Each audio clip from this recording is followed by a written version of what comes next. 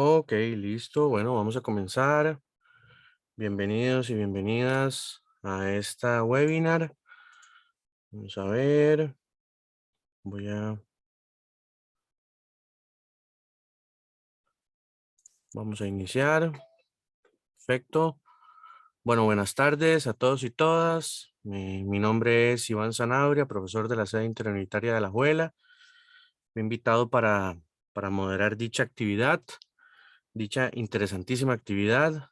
Eh, Primero que todo, darles la bienvenida de parte de la sede interuniversitaria de Alajuela, de parte de la Comisión de Gestión Ambiental de la sede interuniversitaria de Alajuela y de parte de el área de estudios generales de la sede interuniversitaria de Alajuela a esta webinar, ¿verdad? Esta charla que vamos a tener el día de hoy con el título Pandemia, Ecofascismos y Capitaloceno. ¿Es la humanidad el verdadero virus? Y tenemos a este par de expositores invitados, al profesor Emanuel Campos Madrigal, licenciado en Filosofía de la Universidad de Costa Rica y académico de la Universidad de Costa Rica en la sede interunitaria de Alajuela y en la sede de Occidente. Y tendríamos invitado también a el compañero Sebastián Miranda Brenes, máster en Gestión Ambiental y Desarrollo Sostenible por la Universidad La Salle, Costa Rica, docente del INA y de la UCR, sede del Caribe. ¿Sí? Sobre la actividad, la dinámica, primero tendríamos la exposición del compañero Emanuel Campos, ¿verdad? Y después tendríamos la exposición de Sebastián Miranda Brenes. Las dudas y preguntas, comentarios, etcétera, los vamos a dejar para el final de la actividad, en donde, bueno, en el caso mío, pues como moderador, pues estaría regulando, digamos, el uso de la palabra, que en este caso sería del micrófono. Igual también las y los invito a que puedan utilizar el chat para plantear alguna duda, pregunta, comentario sobre ambas ponencias, ¿sí? O sobre ambas charlas. Entonces, sin más, vamos a dar inicio. Comenzaríamos entonces con el profesor Emanuel Campos Madrigal. Como ya les mencioné, profesor de Humanidades en la sede interunitaria de La Juela y en la sede Occidente, licenciado en Filosofía, estudiante de la maestría en Filosofía por la Universidad de Costa Rica y dentro de sus temas de interés estarían la filosofía de la naturaleza y el medio ambiente, ética ambiental, ecosocialismo, filosofía de la inteligencia artificial. Tiene diversos artículos científicos y ha trabajado en medios de comunicación en diferentes áreas, ¿verdad? Anteriores. Entonces, bueno, vamos a darle la bienvenida al compañero Emanuel. Muchísimas gracias, Emanuel, por la participación y pues le cedo la palabra, compañero. Adelante. Muchas gracias, Iván, por la presentación y por Comisión Ambiental por la invitación a la actividad y por la gestión de la actividad. Nada más ocuparé que por favor me habiliten para compartir pantalla, Ok, porque sí, si quiere, con mucho gusto la comparto yo, Emanuel. perfecto. Ok, ya vamos a Ahí ver. nada más me la va bajando cuando llego Perfecto. Usted cuando me voy va diciendo leyendo. ahí. Sí, Perfecto. Me avisan si están viendo pantalla ahí. sí. Perfecto. Muy bien. Entonces, bueno, buenas tardes a las personas que nos acompañan. Mi disertación va a ser sobre el tema del capitaloceno y sobre la idea de que en esta época, ¿verdad? Para realmente hacer ecología política necesitamos de problematizar varios conceptos ahí importantes que abundan en el imaginario de los colectivos ambientales sociales y no solamente eso, sino de imaginario popular. Y bueno, esta conferencia nace a partir de un artículo que el compañero Sebastián y yo publicamos em, tanto en un boletín de gestión ambiental como en una revista de ética en Estados Unidos sobre el asunto de el capitaloceno y los ecofascismos que nacieron a partir de toda la problemática del COVID-19. Entonces, yo voy a introducir un poco el concepto de capitaloceno y luego el expositor, mi amigo Sebastián, Miranda va a explayarse un poquito más sobre los ecofascismos y qué relación hay entre la crisis capitalista y los discursos ecofascistas en ámbito social. Entonces, bueno, el Capitaloceno, la ecología política en el ser humano. El concepto de antropoceno recalca el papel del ser humano en la transformación del mundo biofísico y de origen de los problemas ambientales globales. Sin embargo, en el caso latinoamericano, el concepto parece ser limitado al ignorar el papel central de las relaciones de poder y las desigualdades sociales. Pero es realmente superior el concepto alternativo de capitaloceno. Entonces, ahora vamos a ver a qué se refiere estrictamente esta concepción de antropoceno y por qué sería mejor llamarlo eh, capitaloceno, o como propone un amigo mío que también trabaja mucho este tema, él lo llama plutoceno, es decir, la era donde los ricos van a terminar de despedazar el planeta, ¿verdad? Porque en efecto son los ricos, como veremos en la argumentación, no el resto de la gente. Los actuales discursos sobre llamado antropoceno resaltan el papel que desempeñan los seres humanos en la transformación histórica del mundo biofísico y la crisis ambiental global, generando así una nueva era geológica. Sobre el inicio de esta era existen varios debates. Primero, se inició con la aparición de los humanos sobre el planeta, ¿verdad? O con la revolución del neolítico, como propone Harari, en un libro que se llama, en dos libros tiene esa tesis, de que en efecto la revolución neolítica, es decir, el momento donde el ser humano comienza a establecerse en sociedades y a vivir de acuerdo a un modo sedentario gracias a la agricultura, se despedazaron grandes terrenos, ¿no? Grandes territorios llenos de selva virgen y de fauna y de flora, casi que un 80%, ¿verdad? Nos mudamos los Homo sapiens eh, para mantener ese sistema mundo, ¿no? Ese sistema o esa revolución neolítica. Y bueno, de hecho, en esos libros Harari nos propone como unos ecocidas o unos psicópatas biológicos, se lo llama así, como por naturaleza el ser humano ha sido un ecocida, a decir, o ya con la conquista de América en el siglo XV, ¿verdad? Que aquí también podemos ver un rastreamiento de cómo a partir de esos mercados que comienza a tener Europa a partir del el siglo XV y con las colonizaciones de los diversos continentes, se comienza a crear una suerte de preámbulo de lo que va a ser el capitalismo, ¿verdad? Y sobre todo lo que posteriormente va a ser la revolución industrial o, en efecto, la industrialización del siglo XIX a mediados del siglo XX, ¿verdad? Que comienza a crearse también una nueva relación con el aumento de la tasa de ganancia que en los años 50 permite que el capitalismo se expanda por todo el mundo y que se conoce como los Golden Years, ¿verdad? Como los años dorados del capitalismo, donde se creía, ¿verdad? Que el capitalismo o ese aumento de la riqueza en el mundo que se concibió el capitalismo como el modelo político económico por excelencia y que además eso fue lo que termina, ¿verdad? De crear como esa situación problemática en torno al ambiente. Entonces, ¿en qué momento empieza el antropoceno? Esa es la primera pregunta que, ahorita vamos a ver qué es antropoceno, pero primero la pregunta que uno debe hacerse es, ¿en qué momento empieza el antropoceno? Ok, entonces, en el año 2000, el científico holandés Paul Crutzen acuñó el término, ahí van, si puede bajar, porfa, antropoceno, para definir una nueva época geológica caracterizada por el notorio impacto de la humanidad sobre nuestro planeta que se considera mayoritariamente habría comenzado con la revolución industrial en Inglaterra a mediados del siglo XVIII. El término antropoceno hoy es profusamente utilizado en la comunidad científica y se considera que abrió un diálogo entre ciencias naturales y sociales y contribuyó en posicionar la problemática del cambio climático en la esfera pública global. No obstante, también ha sido objeto de debate y diversos cuestionamientos.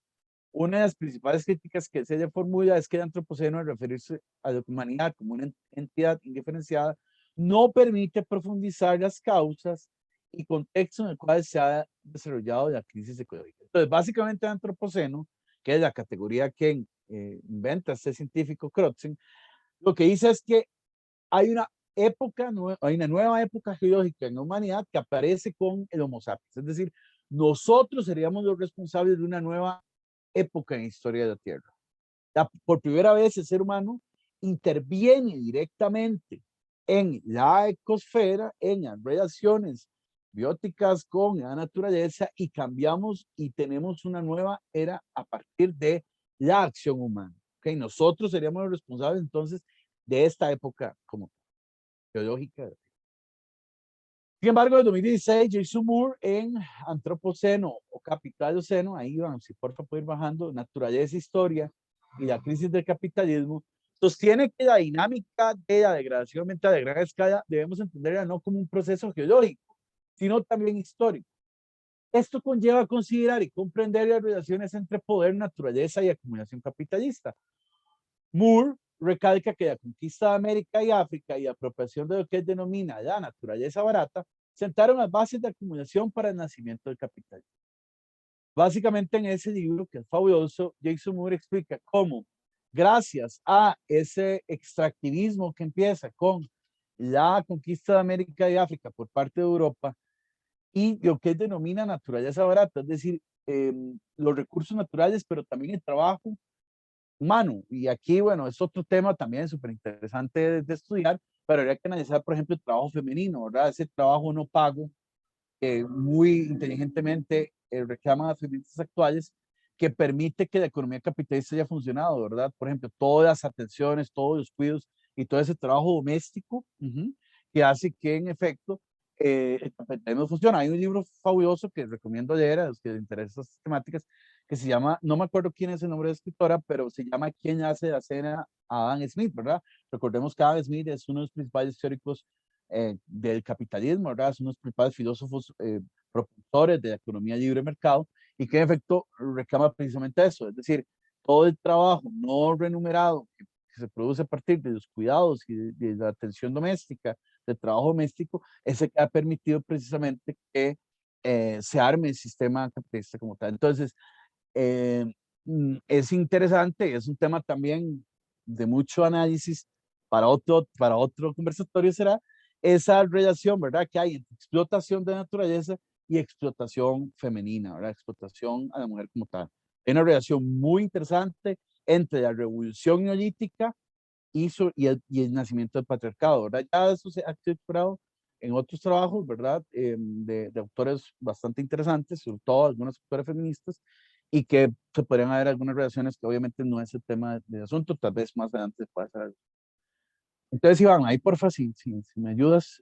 Sin embargo, las resonancias simbólicas no terminan ahí. El antropoceno designa una nueva época geológica cuyo rasgo central es el protagonismo de la humanidad, convertida ahora en agente de cambio medioambiental a escala planetaria. De ahí su denominación de origen griego, la edad humana, de antropos, hombre, y kainos, nuevo. Pues bien, al tratarse de un término geológico, las huellas de los ensayos nucleares de los años 50 del siglo pasado han sido propuestas como marcadores estratigráficos en el registro fósil de la Tierra, el signo futuro de la potencia disruptiva de nuestra especie. Siendo Chernobyl un hito negativo de historia nuclear, la tentación de una visión pesimista parece grande.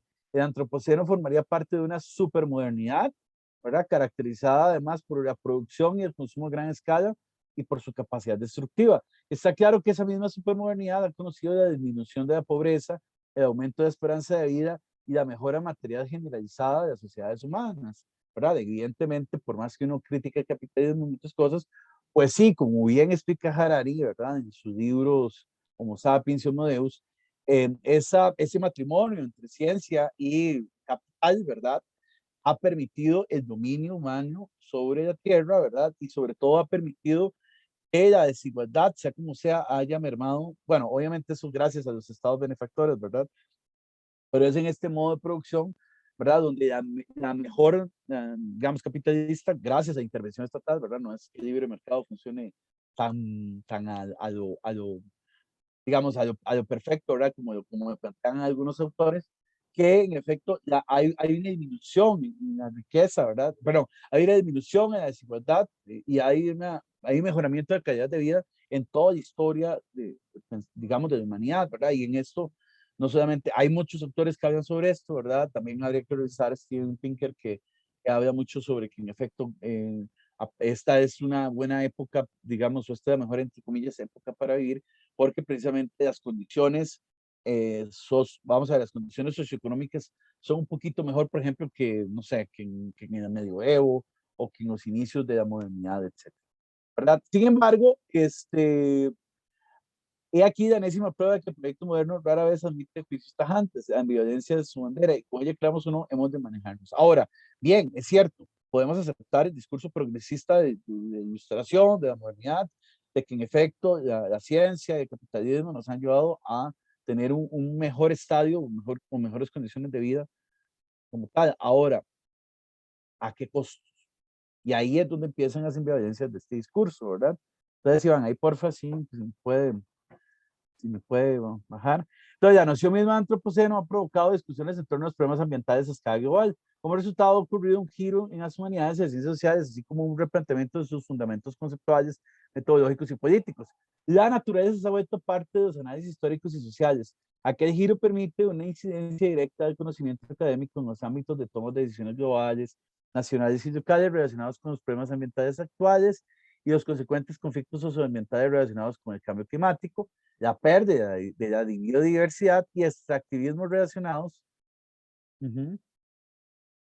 Y van ahí, profe, con el consumo capital. En Latinoamérica, el debate sobre el antropoceno se desarrolla del mismo modo que en Europa y los Estados Unidos. Esto puede explicarse parcialmente por el hecho de que la noción de antropoceno se centra en problemas globales que requieren respuestas globales a expensas de las historias locales de disposición territorial y ambiental. De hecho, la noción de antropoceno podría ignorar las relaciones de poder y el carácter específico de las desigualdades sociales y las transformaciones ambientales en el contexto latinoamericano. Además, la narrativa del antropoceno a menudo ignora otras perspectivas culturales y sistemas de conocimientos. Estos sistemas y perspectivas se sustentan en relaciones diversas entre humanos y no humanos en contextos históricos particulares. Y en Latinoamérica es necesario considerar el análisis de los procesos de extracción desde el periodo colonial hasta el siglo XXI, los cuales han exacerbado las desigualdades socioambientales.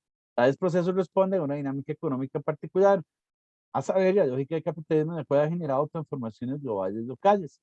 Entonces vean que para situar el debate de antropoceno en Latinoamérica, tal vez ese concepto no nos sirve, ¿verdad? ¿Por qué? Porque sigue siendo desde el plano de la lógica, en efecto, por decirlo así, del norte global, como le llaman algunos autores, donde si hablamos de que sí, hay un aumento en el mejoramiento de calidad de vida, etcétera, ha sido los países desarrollados, ¿verdad?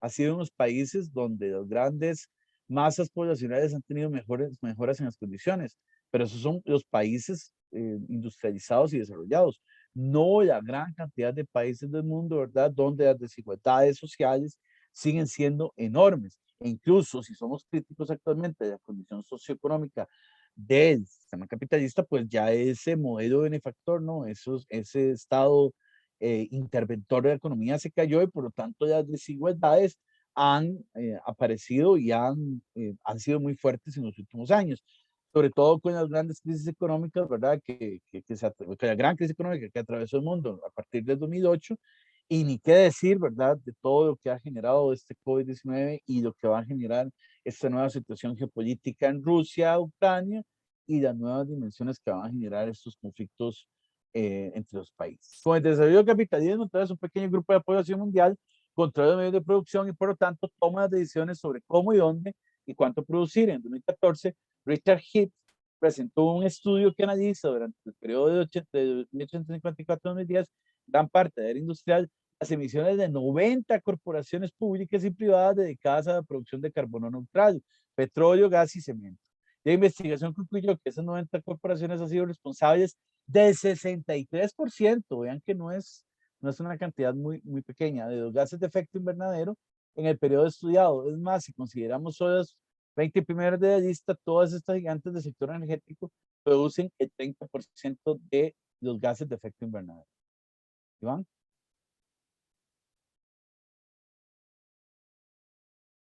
Ahora bien, entonces, partiendo de esta base, realmente podemos hablar de un antropoceno o, como sugieren muchos autores, es mejor hablar de capitaloceno o de plutoceno, ¿verdad? Esta nueva categoría que no entregué ahí, pero que me parece interesante. Por ello se debe abrir un debate sobre las implicaciones de los conceptos entre antropoceno y capitaldoceno. Capitaldoceno surge como una crítica de la noción de antropoceno, al considerar que la acción humana siempre está atravesada por las relaciones políticas y económicas de poder y desigualdades en el contexto del capitalismo global.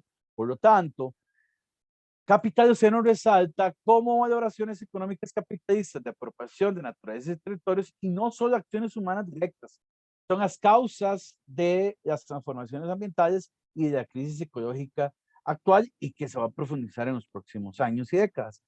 Y no obstante, existen también diferentes aproximaciones al concepto de antropoceno desde Latinoamérica. Y algunas perspectivas consideran, ahí van, si podemos bajar un poquito, algunas perspectivas consideran que antropoceno permite hacer un diagnóstico crítico de los efectos del desarrollo y el capital.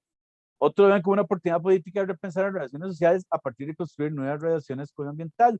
En particular, el Manifiesto Antropoceno en China, ese nuevo pacto de convivencia firmado en 2018 por académicos activistas chilenos y de otros lugares del mundo, ofrece propuestas críticas para repensar los contextos sociales, políticos y ambientales hacia una nueva constitución para el planeta.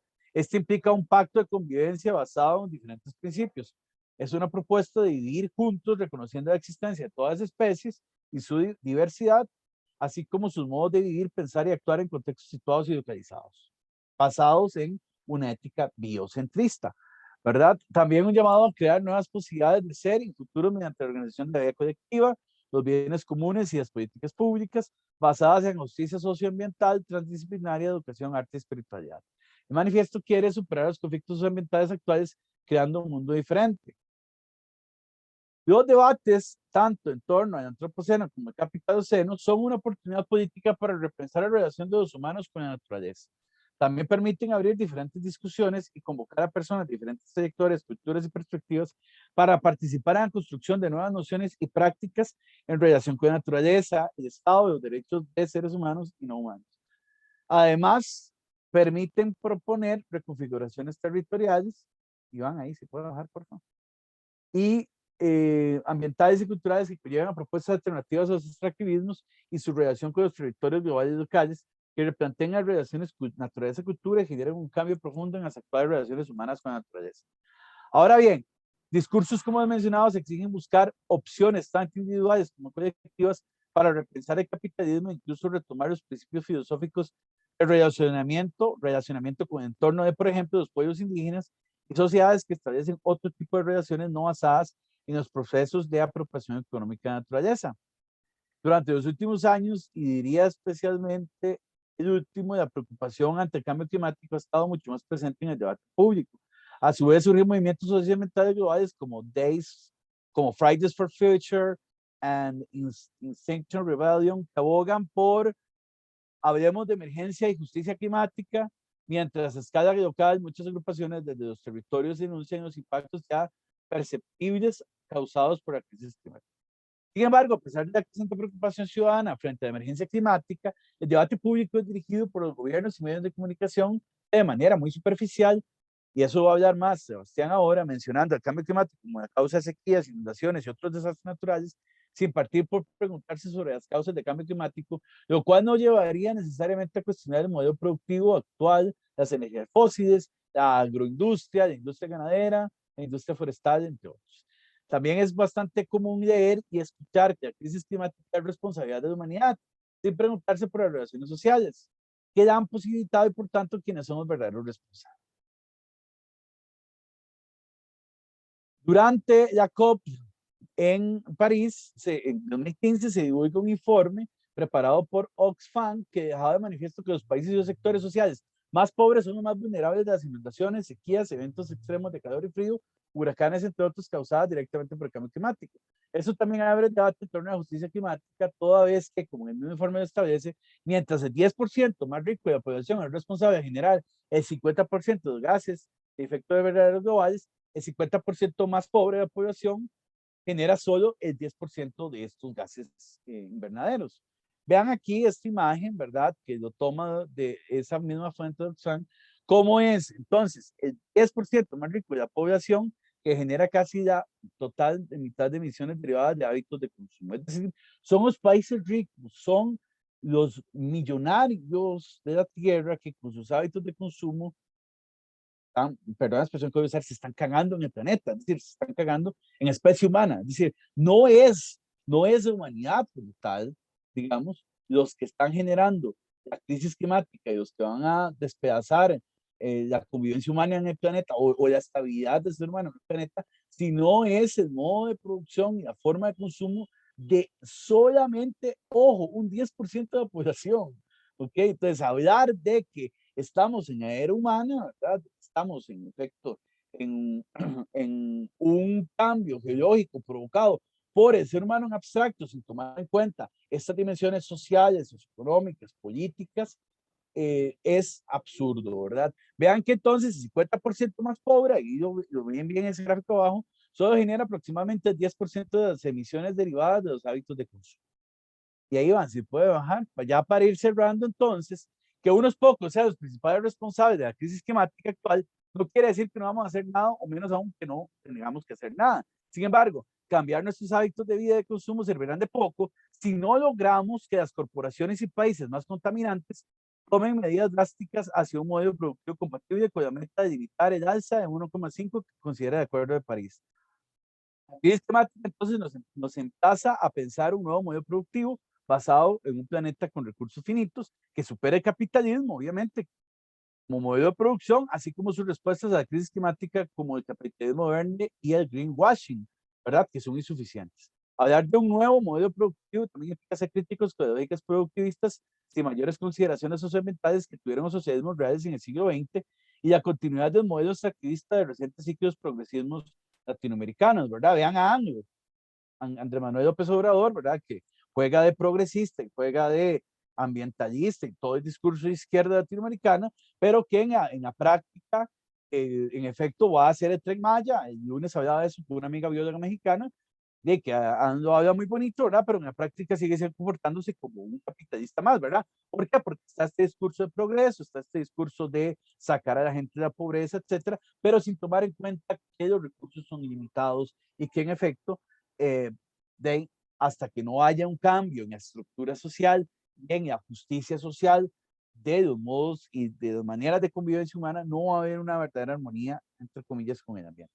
Ahí sí, si puede bajar eso, no importa, ahí bueno, no está a Greta Thunberg, además ese discurso es interesante, pero ya para ir cerrando, la única forma, sí, no importa, estos dos ahí, la única forma de lograr disminuir, un poco para arriba, ahí, la única forma de lograr disminuir los efectos ya dramáticos de la emergencia climática actual es que los gobiernos y corporaciones asuman que deben tomar medidas que significarán cambios y costos importantes. Lamentablemente ya han dado numerosas muestras de que no están dispuestos a hacerlo, por lo que se torna clave que cobren cada vez más fuerza movimientos como Fridays for Future y Extinction Rebellion, y sobre todo la proliferación de organizaciones locales que desde los territorios y sus particularidades emplacen y exigen a sus gobiernos y a los gobiernos del mundo pasar a la acción decidida hacia las transformaciones necesarias que permitan como punto de partida cumplir con el Acuerdo de París. Y ya para cerrar, desde una perspectiva latinoamericana, de lo que respecta a los modelos de antropoceno y capitoceno, es necesario examinar las implicaciones de ambos modelos en los ámbitos territoriales, ambientales, culturales y de género, y en la manera como se producen conocimientos que incidan en las políticas globales. Esto implica repensar y, de hecho, descolonizar, ¿verdad? Que es un concepto totalmente, digamos, empatado con el sistema como entienden los europeos el concepto de naturaleza, la categoría de naturaleza, y la forma en que se producen conocimientos, así como las relaciones de poder que atraviesan la relación de humanos y no humanos, para repensar la mentalidad desde una perspectiva plural y diversa. Y aquí es importante, bueno, es una investigación que estoy haciendo, que espero ver si la puedo publicar a finales de año o el año siguiente, sobre cómo es principalmente el concepto de naturaleza mecanicista que nace con Descartes y Bacon, Francis Bacon, el padre del método científico, y los que andan aquí, que son estudiantes míos de lógica, ¿verdad? Cuando, ya les hablaba del método inductivo y todo esto, del razonamiento inductivo, ¿verdad? Bueno, Francis Bacon es el padre de este modo de razonar, de este modo de crear conocimiento a partir de la ciencia inductiva, y precisamente es en este modo de entender la naturaleza europeo, ¿verdad? En este universo mecanicista que nace con la ciencia moderna, que se rompe con el universo politeísta que ya tenía el renacimiento, del concepto de animus mundi, etcétera, donde empieza esta lógica binaria para entender la naturaleza y para entender el puesto del ser humano en la naturaleza. curiosamente, hasta que es una propuesta ahí medio loca mía, hasta que no se rompa con ese modo cognitivo, hasta que no se rompa esa frontera cognitiva que establece el europeo en el siglo XVI, XVII en torno a la naturaleza, no se va a poder hablar nunca de un cambio total en nuestra relación con la naturaleza. Si este cambio no se hubiera dado, no, si esta lógica, digamos, del resultado, por ponerlo así, que nace con el siglo XVI, XVII, nunca se hubiera dado el proceso de aparición del capitalismo del siglo XIX y con ello todo lo que conlleva el proceso de aparición del capitaloceno en la Tierra. Muchas gracias.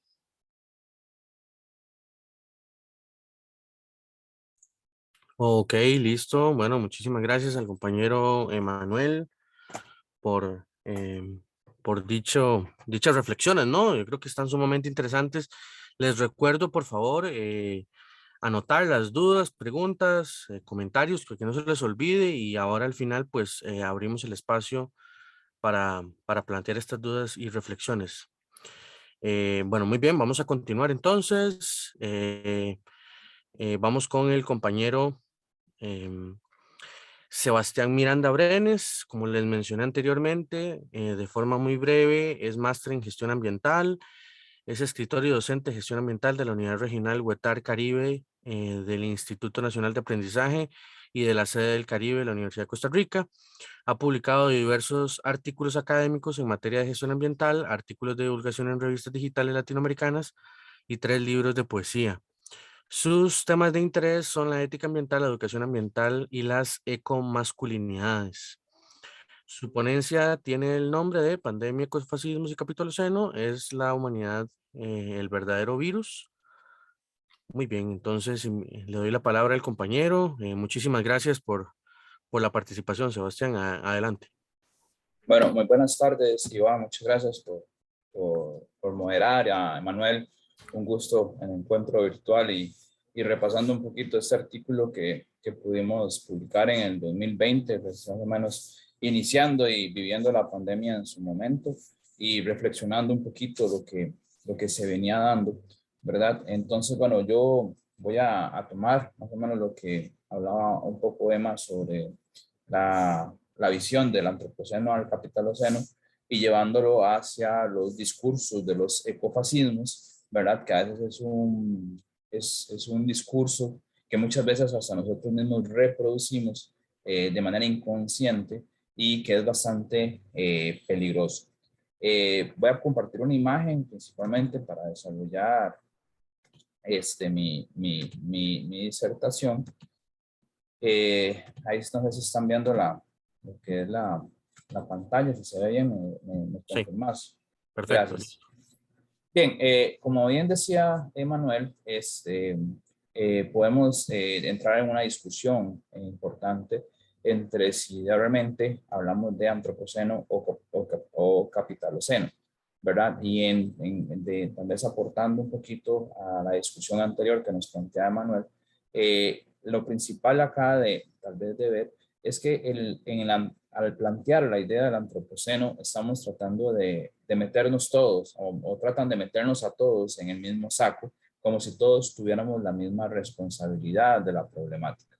Y como bien, ¿verdad? Señala Emma, obviamente no podemos meter a todos en un mismo saco, puesto que como las mismas cifras señalan, no son todos o no somos todas las personas o no somos todos los humanos los que estamos siendo, ¿verdad? Los responsables de marcar la era geológica, ¿verdad? Como lo plantean los diferentes autores. Entonces, por eso se habla desde la idea del capitaloceno, porque realmente son estas personas que definen, ¿verdad? La actividad económica a nivel mundial. Ahora que, por ejemplo, fue el presidente Rodrigo Chávez a Suiza, a la cumbre económica en Davos, hay un libro muy interesante que se llama La corrosión del carácter de Richard Sennett, un sociólogo estadounidense, y él plantea ahí que es donde literalmente en esa conferencia, en esa cumbre internacional es donde las corporaciones y las grandes líderes mundiales se reparten el planeta, porque es donde están las firmas más importantes, las firmas más poderosas, ¿verdad? Planteando, haciendo negocios, acordando, haciendo tratos internacionales y demás para buscar, ¿verdad?, materias primas y demás. Y obviamente los que llegan ahí no, no somos todos, ¿verdad? No somos todos, sino es una buena parte de las personas que conducen el modelo económico, ¿verdad?, capitalista, y que toman las decisiones sobre una gran parte de la humanidad. Por eso creo que esta diferenciación de antropoceno a capitaloceno es vital.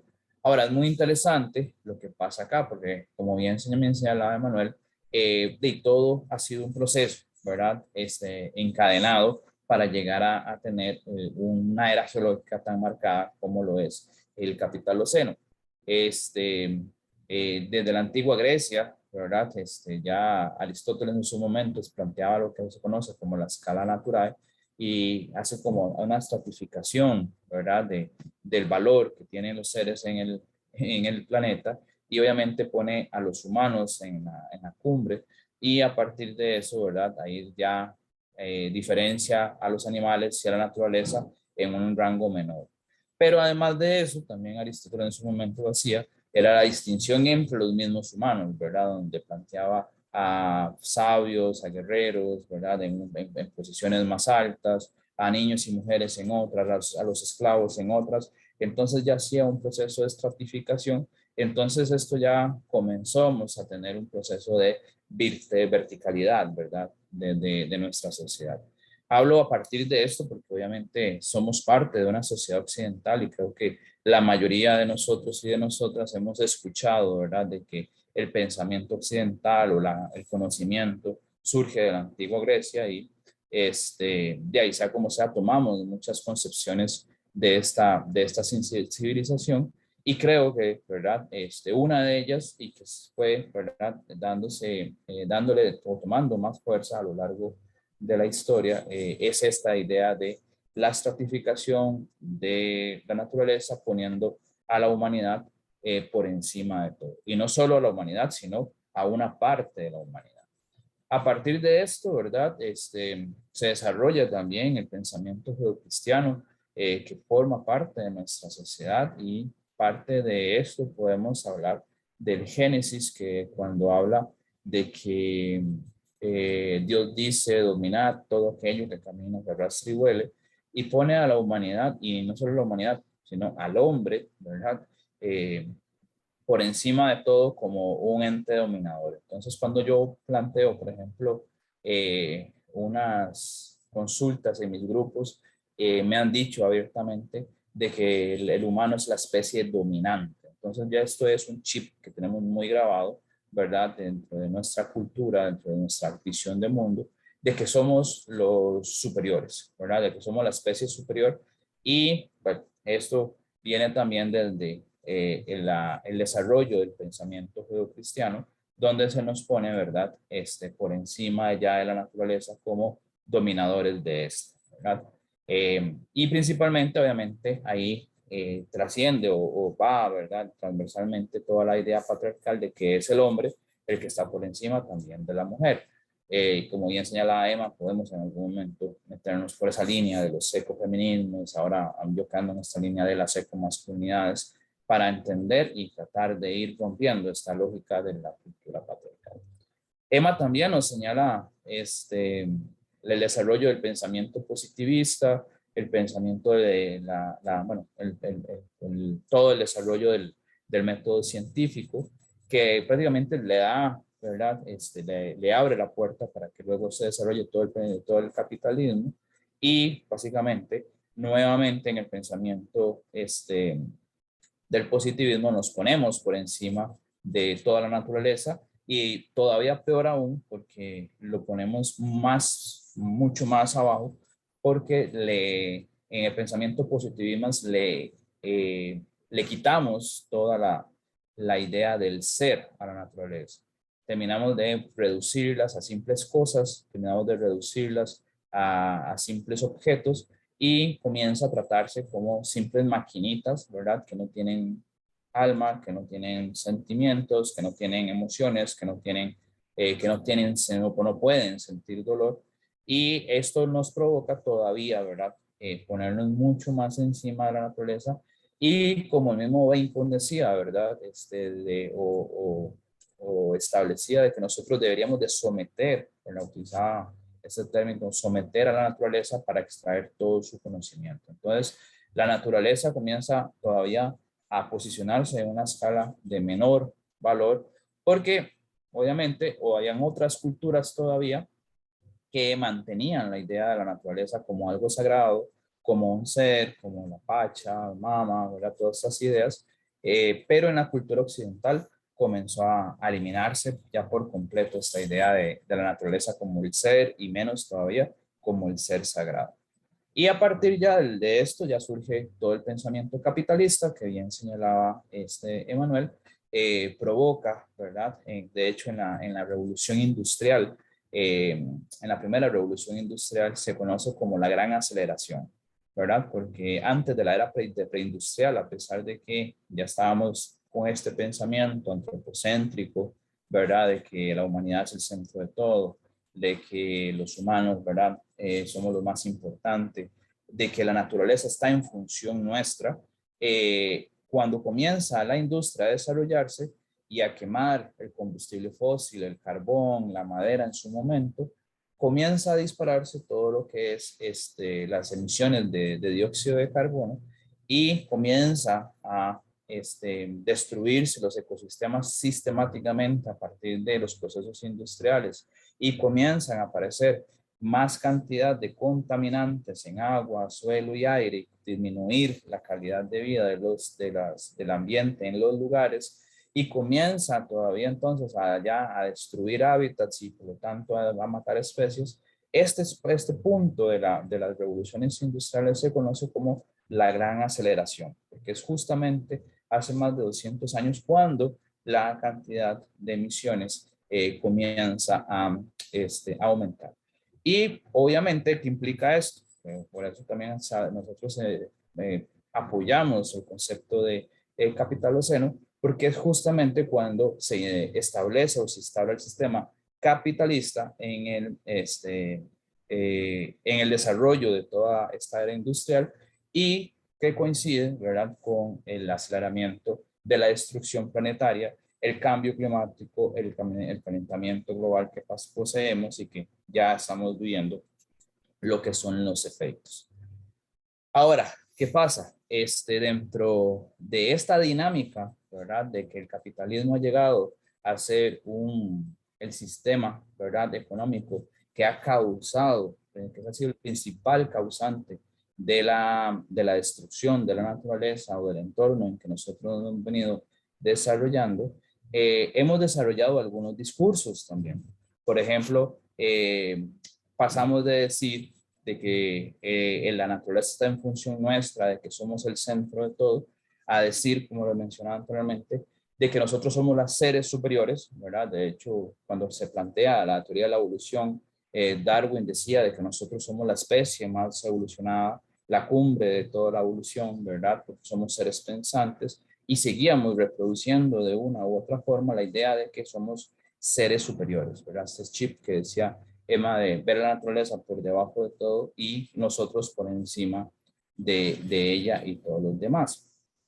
Pero además de eso, ya cuando en estas épocas comenzamos a presenciar, a vivir, a experimentar toda esta destrucción masiva de la naturaleza, comenzamos también a decir de que nosotros somos la peor cosa que le ha pasado al planeta. Comenzamos a decir de que nosotros somos el cáncer, que somos el virus, como lo que vamos a hablar ahorita, de que somos un organismo patógeno para el planeta, porque somos nosotros quienes nos hemos encargado de destruir a la naturaleza. Entonces, lo que hacemos en este discurso, ¿verdad? Básicamente es hablar peyorativamente de nuestra especie y ponernos por abajo de todo. Comenzamos a decir de que cuando ha visto usted a un tigre matando a otro tigre por gusto, cuando usted ha visto la venganza de no sé quién, y comenzamos a ponernos, ¿verdad? Por debajo de los animales, por debajo de la naturaleza, en un discurso, ¿verdad? Un poco retórico, si se quiere, porque en el fondo, ¿verdad? Mantenemos la idea anterior de que somos superiores o de que estamos en el centro de todo. O sea, realmente la idea de declararnos a veces virus es básicamente bastante retórica, ¿verdad? Es bastante demagógica, por así decirlo, para ponerlo en palabras más simples, una hablada de papaya que nosotros desarrollamos a veces como para generarnos cierta culpa, ¿verdad? Sobre lo que se está viviendo y experimentando a causa, digamos, no de la humanidad, sino para sostener el discurso a causa del sistema que hemos desarrollado o que unos pocos han desarrollado. Entonces, aquí realmente es donde nos podemos preguntar si somos el verdadero virus o no. Entonces, yo creo que no, realmente yo creo que no somos el verdadero virus, sino que somos una especie o una civilización, hablamos de una civilización, que realmente perdió esa conexión con lo natural, que eliminó de su visión la idea sagrada de la naturaleza y eliminó además la idea de que convive con otras especies, de que comparte el espacio con otras especies y que ninguna especie está en función nuestra, sino que nosotros, ¿verdad? Somos simplemente personas o seres que conviven o coexisten con otras, que están en una estrecha relación, pero que nuestra visión, ¿verdad? Desde, ¿verdad? Previo al capitalismo, pasando por todo el pensamiento griego, todo el desarrollo del cristianismo, todo el desarrollo del positivismo, hasta llegar a nuestra modernidad, ha hecho que nosotros cortemos por completo esa conexión con la naturaleza. Pero bueno, ¿qué pasa también después de esto? Ya cuando comenzamos a sostener el discurso de que somos un virus, de que la humanidad es el problema, de que las personas son las que dañan el ambiente, no hay quien no se aproveche de esto. Entonces aquí siempre aparecen algunas personas que quieren aprovecharse de eso. Y es donde comienzan a aparecer los ecofascismos. Acordémonos de que el fascismo básicamente nace a principios del siglo XX y comienzan a hacer regímenes totalitarios, ¿verdad? Y comienzan a exterminar a grupos de personas, ¿verdad? Sistemáticamente. Tal vez el régimen fascista más reconocido, ¿verdad? O que tenemos en la memoria más presente es el régimen nazi. El régimen nazi en su momento, si se quiere, absorbe una ideología que se llamó el socialismo darwinista, que hablaba o que presentaba la teoría de la evolución, ¿verdad? O tomaba la teoría de la evolución como base, diciendo de que, ¿verdad? La humanidad ha venido evolucionando y que la raza aria, la raza blanca, era la raza más evolucionada y por lo tanto era la que más había que proteger, había que purificar y por tanto todo lo que no fuera, ¿verdad? Blanco, aquello, ¿verdad? Los negros, los judíos, los gitanos, los homosexuales, etcétera, eran, ¿verdad? Seres inferiores y que tenían que eliminarse para garantizar la existencia de una raza superior. De hecho, cuando analizamos, ¿verdad? Estábamos haciendo la investigación y se analizaba, los mismos nazis tenían un discurso ecologista, si se quiere, de hablar de la protección de la naturaleza. Se menciona de que Hitler, por ejemplo, era vegetariano, que muchos nazis eran vegetarianos, de que protegían, ¿verdad? Ciertas hectáreas de tierra y demás, pero en función, ¿verdad? También de esa raza superior. Entonces ahí lo que hacían era decidir quiénes eran superiores y quiénes no. ¿Qué pasa con esto? Bueno, cuando comienzan a incrementarse los problemas ecológicos y comenzar a nosotros declararnos como un virus o comienzan a divulgar esta idea, han aparecido algunas voces, ¿verdad? Aun cuando ya se haya eliminado, ¿verdad? El régimen nazi, todavía quedan, ¿verdad? Movimientos muy marcados, principalmente en el norte global, o sea, todos los países desarrollados, que piensan que la raza blanca sigue siendo la superior, entonces aparecen movimientos como los supremacistas blancos, los neonazis, ¿verdad? Y otros que existen, se organizan, hacen todavía sus manifestaciones y sostienen sus discursos de odio. Y bueno, muchos de estos supremacistas blancos también forman parte de estas cúpulas de poder, forman parte de estas élites de poder, que porque tienen un poder económico también pueden decidir o pueden sostener de quién es superior y quién no. Entonces, ¿qué pasa en los discursos ecofascistas? Los discursos ecofascistas lo que sostienen es de que el problema del ambiente no es por el sistema imperante, no es por el sistema económico. Sostienen de que es porque existe mucha población en el planeta.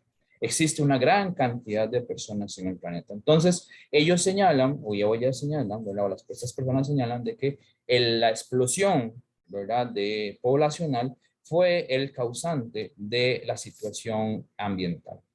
Eso es sumamente cuestionable, ¿verdad? Con datos podemos cuestionarlos. El punto acá es de que ellos sostienen de que hay humanos que sobran. Hay humanos que están sobrando en el planeta. Y por lo tanto, hay que aplicar la eugenesia, ¿verdad? ¿Qué es la eugenesia? Eliminar cierta población humana, ¿verdad? Defectuosa, no superior o de un menor estrato para poder sostener el ambiente. Entonces, por ahí habían discursos de ciertos investigadores como el Lovelock, que hablaba de que en el planeta sobran más de 6.000 millones de personas. Por ahí hemos visto con la pandemia algunas situaciones, por ejemplo, como cuando un grupo de científicos franceses decían hay que ir a probar las vacunas del COVID en África, ¿verdad? Cuando en verdad el mismo Bill Gates ha sostenido discursos ecofascistas cuando hablan de que hay que controlar la natalidad de ciertas poblaciones. Entonces, todas estas formas de control de otras poblaciones se pueden ver desde un discurso ecofascista. ¿Cuándo? Cuando se habla de que hay que reducir poblaciones, controlar natalidad de ciertas poblaciones porque están afectando la naturaleza o el planeta. Entonces, aquí nos sale la duda, ¿verdad? Entonces, si sobran humanos, ¿quién es el que decide, ¿verdad? ¿Cuáles humanos son los que sobran? Entonces, cuando tenemos un grupo, ¿verdad? Un gobierno global, una élite económica, que son los que rigen el poder en los sistemas, son los que pueden llevarnos a imponer regímenes totalitarios que puedan llegar a causar la eliminación de ciertas poblaciones.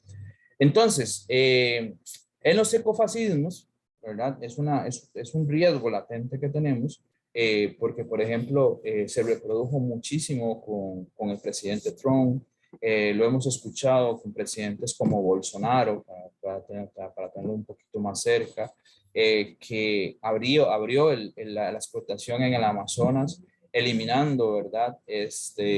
A poblaciones indígenas todavía.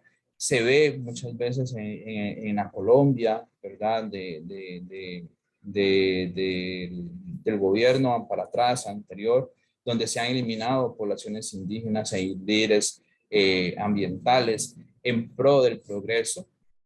Y esto, ¿verdad? No solamente lo absorben los gobiernos de derecha, también lo pueden absorber hasta los gobiernos de izquierda. Entonces, todas estas lógicas de que hay humanos que sobran llegan a ser pues tentativas de aplicar medidas ecofascistas que puedan llegar a afectarnos. Obviamente, aquí la pregunta, ¿verdad? Es cuando llegamos a decir cuáles humanos sobran, probablemente ahí ya van a aplicar esta estratificación para saber quiénes son más valiosos y quiénes no. Entonces, tenemos acá un problema ya de cosmovisión, ya tenemos aquí un problema en nuestra visión occidental que sistemáticamente ha dañado a la naturaleza, pero al implantar, ¿verdad?, un sistema económico principalmente que es el causante de esta era destructiva. Ahí yo siempre vacilo con mis estudiantes porque desde hace más de 100 hace más de casi 100 años, ya en los años 20, habían pensadores que decían de que el sistema económico que estaba evolucionando iba a causar muchísimo daño ambiental, iba a provocar calentamientos globales y demás. Ya en los 50 se estaba hablando del calentamiento del planeta, ya en los 70 los grupos ambientalistas estaban organizándose y hablando de esto, ya en los 80, ¿verdad? Seguíamos con esto. Y lo irónico de esto es que a principios del siglo XX tuvimos la segunda revolución industrial, En los 80 tuvimos la tercera revolución industrial, la aparición de la robótica. A la vez, en los 80 se instaura, ¿verdad?, el discurso retórico del desarrollo sostenible y la instalación de lo que conocemos ahora como capitalismo verde. Y uno diría, bueno, ya en el 2000, 2010, que ya tenemos toda la evidencia necesaria para decir la industrialización, el capitalismo es el causante del calentamiento global, deberíamos de cambiar el modelo económico, deberíamos de cambiar la forma en que hacemos las cosas, pero no, como humanidad o ciertos grupos de humanos dijeron, qué buena idea, ¿por qué no hacemos la cuarta revolución industrial? Y aparece ahora la cuarta revolución industrial con la nanotecnología, con la modificación genética, con la inteligencia artificial, para mejorar los procesos productivos, no en función del bienestar humano, ¿verdad?, sino en función del bienestar de los mercados, para producir más y vender más. Y empobrecer a las poblaciones, ¿verdad?, de manera mucho más sistemáticas. Y obviamente tomar, ¿verdad?, más recursos para mantener este modelo de producción. Entonces, a veces el sentido común, ¿verdad?, no aplica y mantenemos prácticas indebidas. Bueno, no quiero extenderme mucho, ¿verdad? Creo que voy a dejar la idea, ¿verdad?, de lo que son esos ecofascismos acá, sin, ¿verdad?, mencionar antes de que sí hay posibilidades, ya hay muchos movimientos que han venido surgiendo tratando de modificar nuestra cultura, tratando de modificar la situación, ¿verdad? Ya Emma lo mencionaba un poco con la idea del biocentrismo, la idea de los ecologismos, la idea de los ecofeminismos, la idea del desarrollo de la ética ambiental a través de una educación ambiental, la idea del buen vivir, que es retomar unas visiones de los pueblos originarios aymara. Entonces tenemos opciones que podemos ir absorbiendo, pero para principalmente nosotros como personas, principalmente del tercer mundo, que somos los, verdad, pues que estamos muy a veces abajo de dentro de la visión de estas poblaciones élites gobernantes, poder sacarnos la idea de que el capitalismo es una buena idea, de que la industrialización es una buena idea, y nosotros también busquemos hacer un cambio en nuestra visión de mundo, recuperar ciertas visiones y tratar de cambiar nuestros hábitos.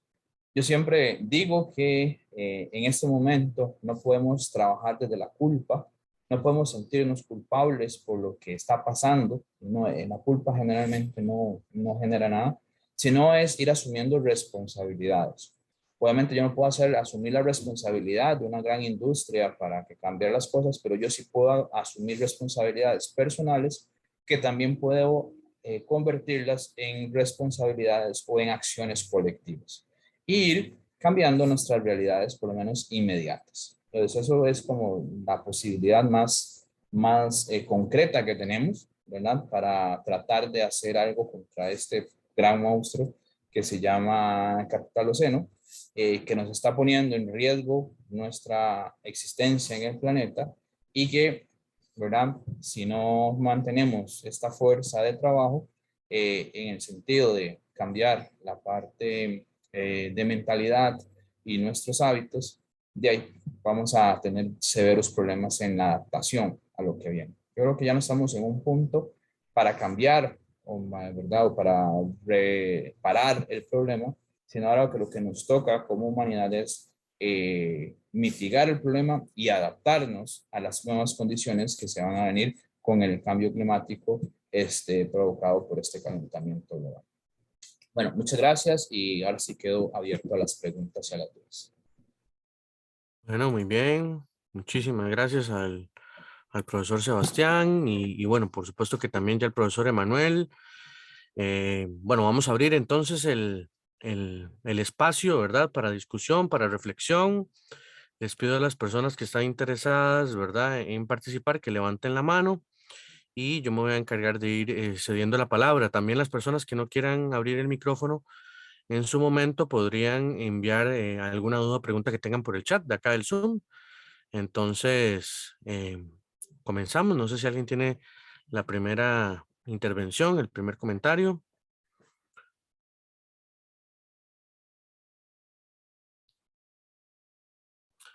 Listo, comenzamos con Elizabeth. Adelante, compañera. Gracias, gracias. Tomando en cuenta esta información, de hecho, está haciendo clic con una investigación previa que hice, que toma en cuenta, según un artículo de la WWF en el 2020, donde trataban de generar como la conexión de dónde había surgido el problema de la crisis o de la pandemia de COVID.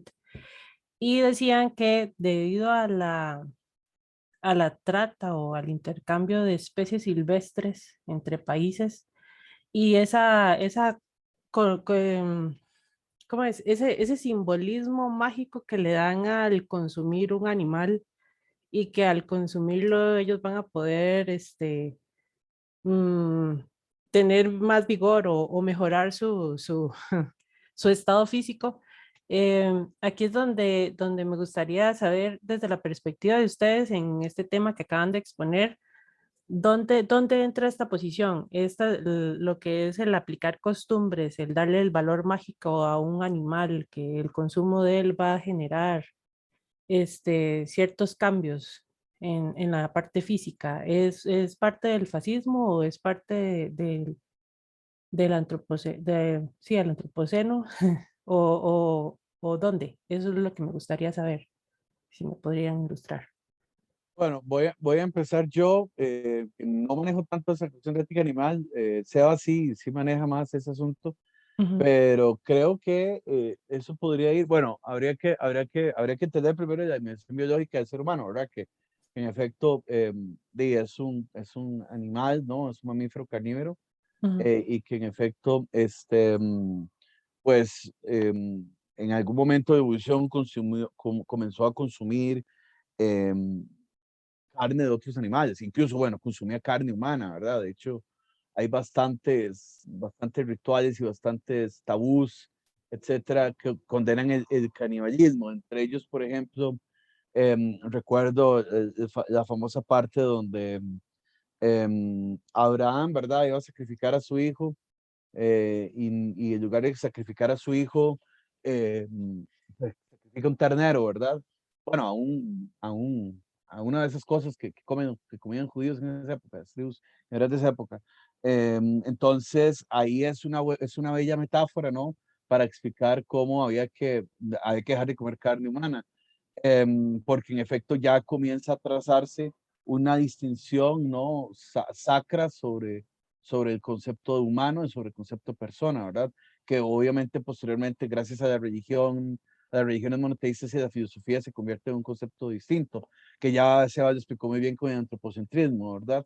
Que tiene una amplia connotación espiritual religiosa que viene de la antigüedad, no solamente con el judeocristianismo, sino con otras visiones politeístas más esotéricas como el hermetismo, etcétera. Sin embargo, creo yo que este asunto del comer carne, a pesar de que tiene una raíz biológica, se puede analizar desde el punto de vista ético, ¿verdad?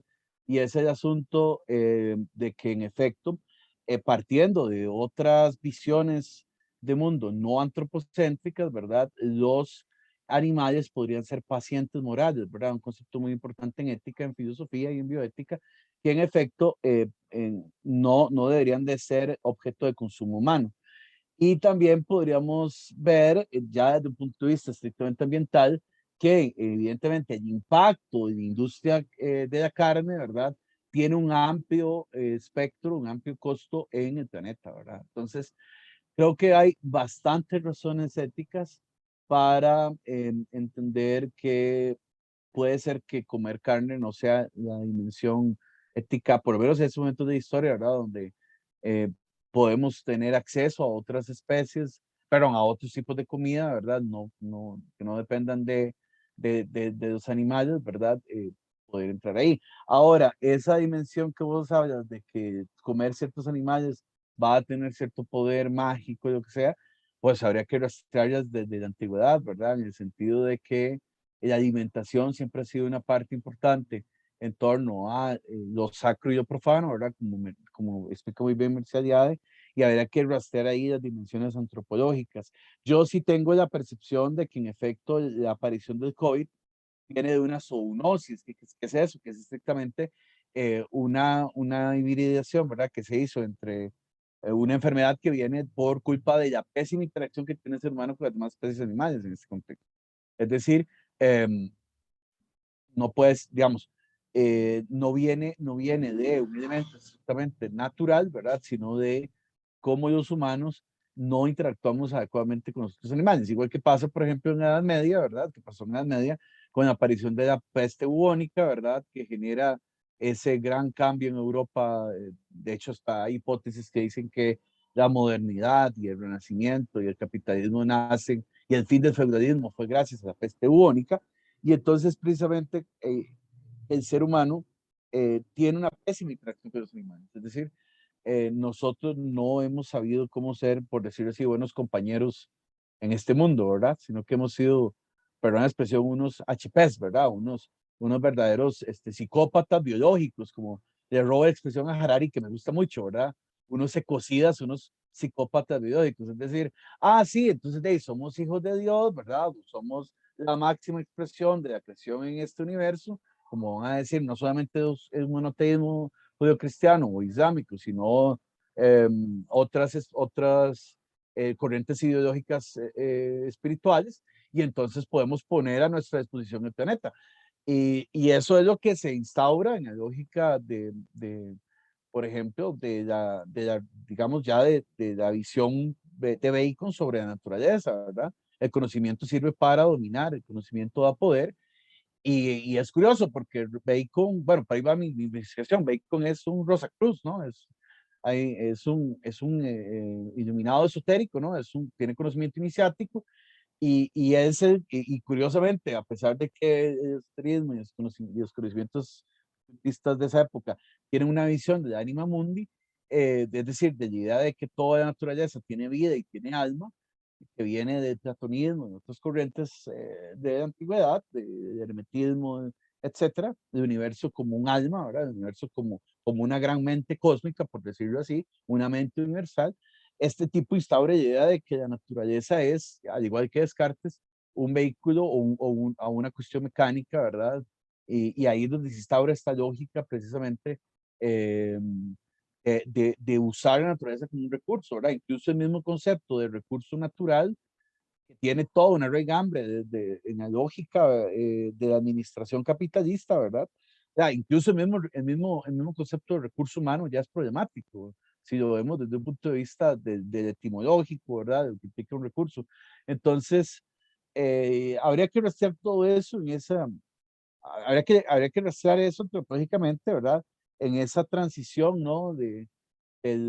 Digamos, al ser carnívoros, ¿verdad? Porque hubo una época donde los humanos solo comíamos frutas y lo que encontráramos, y fue hasta que en efecto se desarrolló el Homo habilis, ¿no? Y hasta que ya hubo toda una construcción de instrumentos y herramientas donde ya comenzamos a construir eh, eh, eh, digamos, no sé si cuchillos, pero sí cuestiones para poder matar a los animales y comernos. Y eso en efecto tiene implicaciones en el desarrollo. Hay investigaciones que dicen que eso tiene implicaciones en el desarrollo cerebral, etcétera, que produce la humanización, que produjo luego la aparición de la conciencia.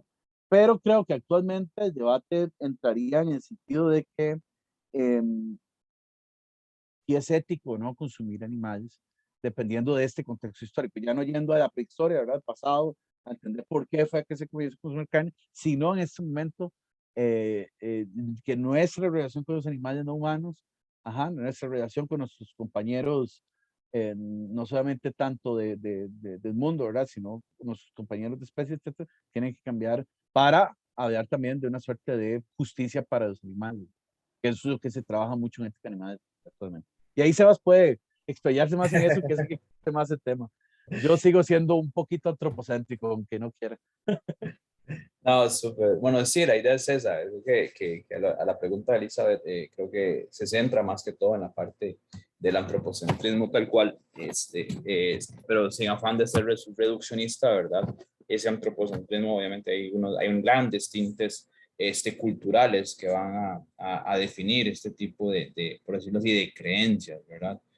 Por ejemplo, yo vivo en la zona Caribe, yo estoy viviendo ahorita entre Guapo y Limón, y acá, por ejemplo, existe un gran consumo todavía de la carne de tortuga y principalmente de los huevos de tortuga. Y usted está ahí en la parada de buses aquí en Caribeños o en cualquier otro lugar y aparece el compañero ahí con su hielerita, va vendiendo sus huevos de tortuga y promocionándolos como un afrodisíaco, ¿verdad?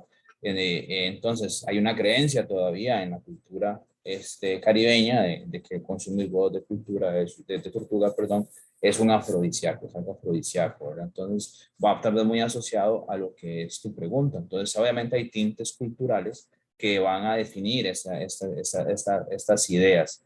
Sin embargo, como bien señala Emma, ¿verdad? Ya estamos en un punto de la historia donde ya estamos en una cuestión importante, ya estamos en una cuestión de sobrevivencia humana, ya estamos en un punto donde tenemos que decir, bueno, estamos en un punto donde estamos por extinguirnos si no hacemos cosas, ¿verdad?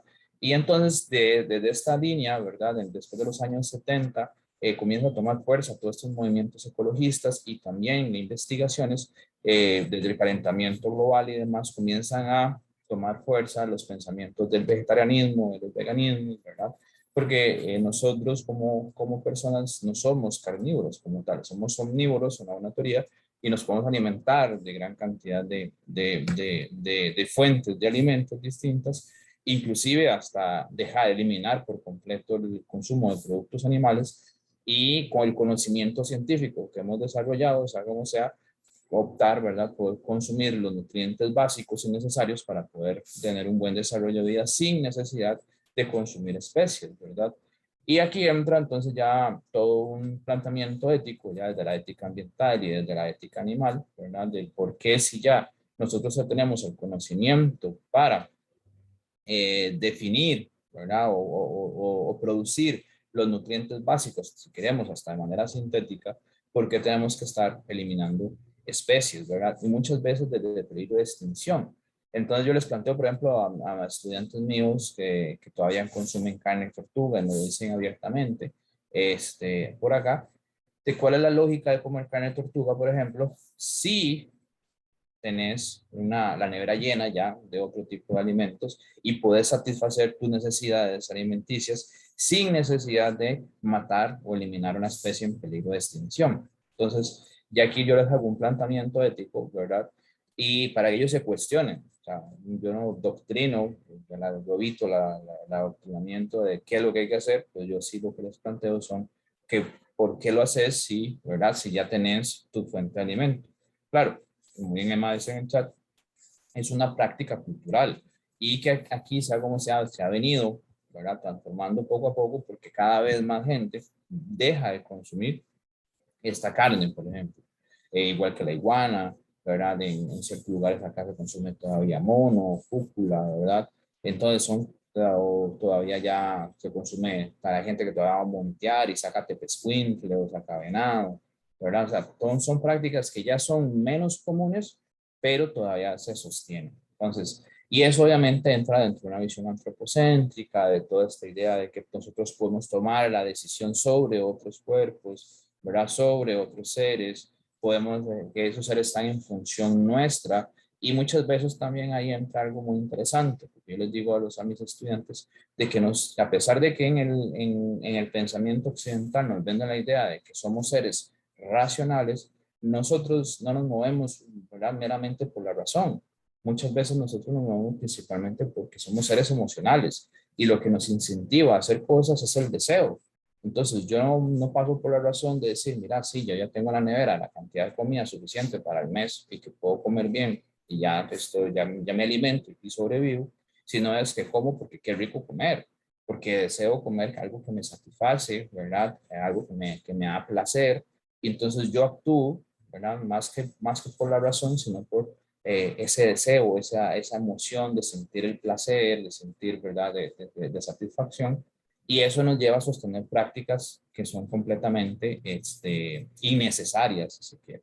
Por eso todavía consumimos materiales, o todavía consumimos materiales tan, ¿verdad?, contaminantes como las bebidas gaseosas o la comida chatarra, que son comida que nos venden no desde la razón, no es porque la necesitemos, sino que nos hacen creer que la necesitamos para satisfacer un deseo. Entonces ahí entra todavía algo más complejo, ¿verdad? De que no solamente es lo que debería ser por la lógica, sino lo que es por nuestras acciones desde la parte emocional, ¿verdad? Toda esta idea de nuestro centro de placer, cómo lo detonan, cómo lo estimulan, ¿verdad? Para nosotros, para hacernos consumir cosas que no necesitamos. Entonces, por ahí podría agregar un poquito más a la respuesta que ya dio. Bueno, perfecto. Muchísimas gracias. ¿Alguien más con alguna duda, comentario, con algún alegato, con alguna Eso sería muy idea ahí? chiva, de hecho. Hacerlo como en la Edad Media, ¿no? Que se hacían era tesis y después alguien daba la tesis y luego se hacía un basurero ahí, Sí, sí, sí, que 3 horas nos de del carajo, discusión. que nos manden Sí, al sí, carajo. sí, sí, 3 horas de discusión. No, el capitalismo es lo mejor, alguien debería decir eso. Y se arma un pleito.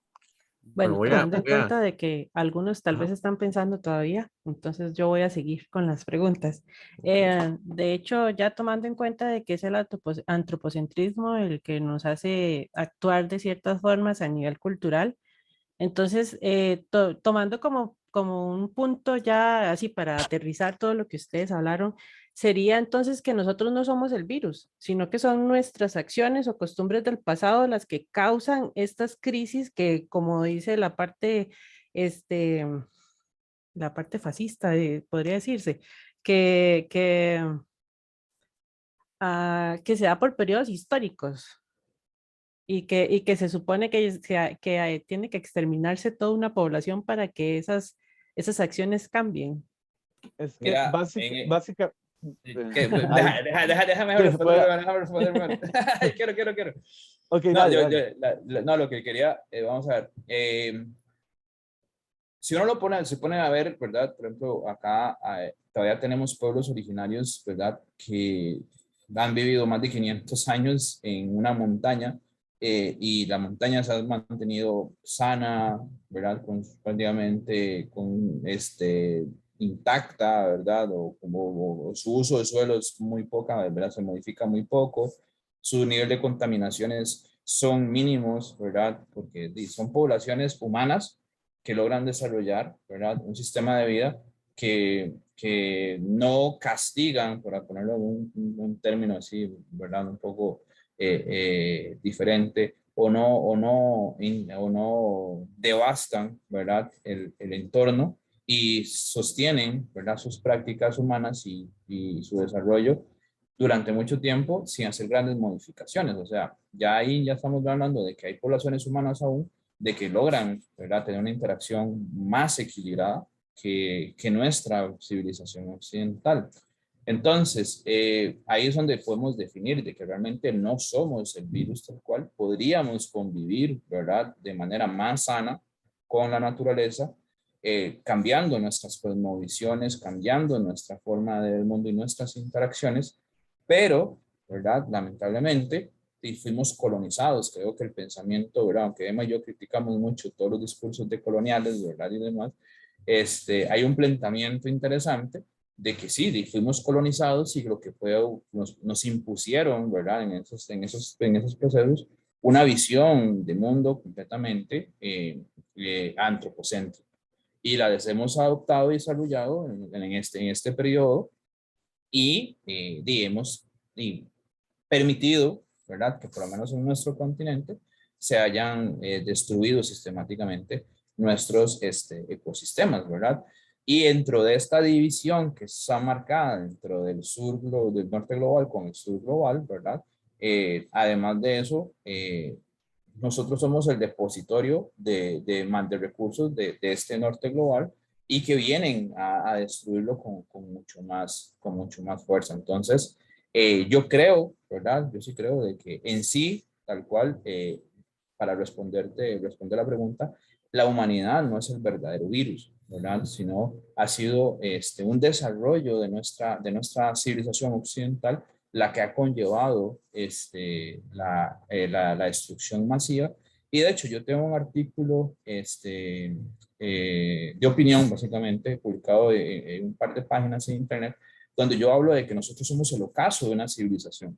De hecho, nuestra civilización, tal cual la conocemos, yo sí considero que está a punto de desaparecer.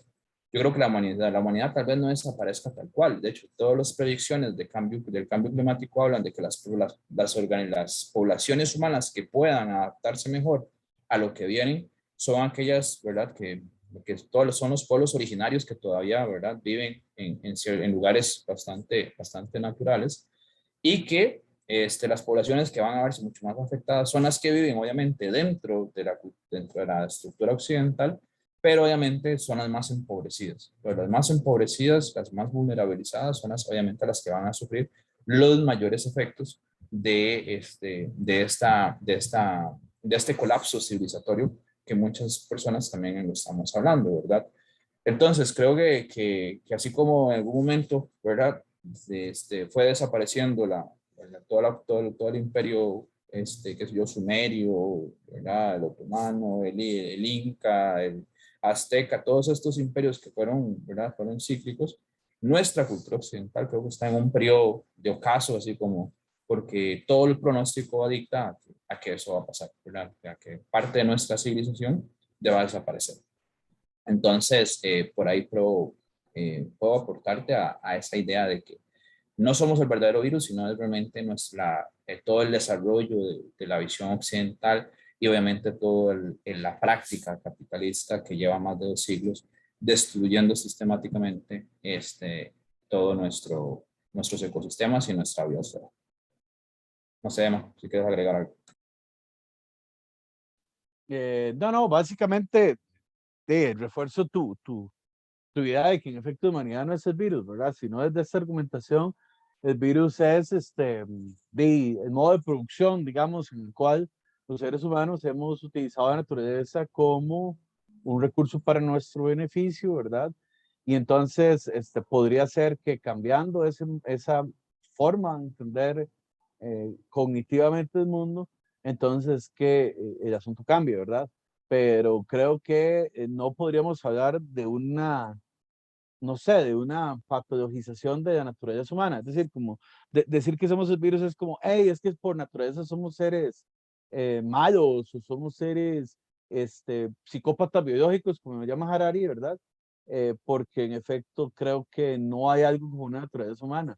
Pueden haber tendencias hacia el egoísmo o tendencias al altruismo, lo que sea, pero no podremos patologizar de esa manera al ser humano. Entonces, por lo mismo que hay otras prácticas, que han habido otras formas en los que los humanos han relacionado con la naturaleza. Entonces, yo diría que el problema es el cambio cognitivo que sucedió en Europa y que se implementó en todo el mundo, que llevó a la idea de entender el desarrollo y el progreso, como entendemos, eh, a partir de la explotación de la naturaleza al máximo.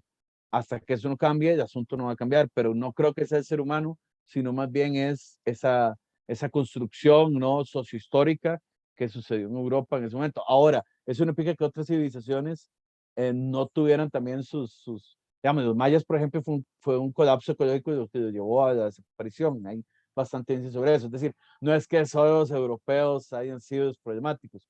No, es hasta cierto punto es el grado de desarrollo civilizatorio que tiene una especie. Ya las otras tesis habría que tener que profundizarlo más, pero es precisamente cuando el ser humano se abstrae más de su condición biológica, de su condición natural, cuando precisamente es que suceden estos problemas ambientales, ¿verdad? Entonces, ahí creo que ese es el problema, esa separación entre el humano y el entorno, lo que genera precisamente. En nuestro caso nos enfocamos en el capitalismo porque es el modo de producción que tiene actualmente el 90%, 95% de la humanidad, y es el que va a llevar a la naturaleza al colapso. Pero igual tampoco es que los socialismos reales, ¿verdad?, que utilizaron otra forma de repartición de riqueza, etcétera, que lograron salvar nada. Entonces es como una lógica, más bien es como una cuestión cognitiva de lo que está de fondo. Por lo menos eso es mi planteamiento.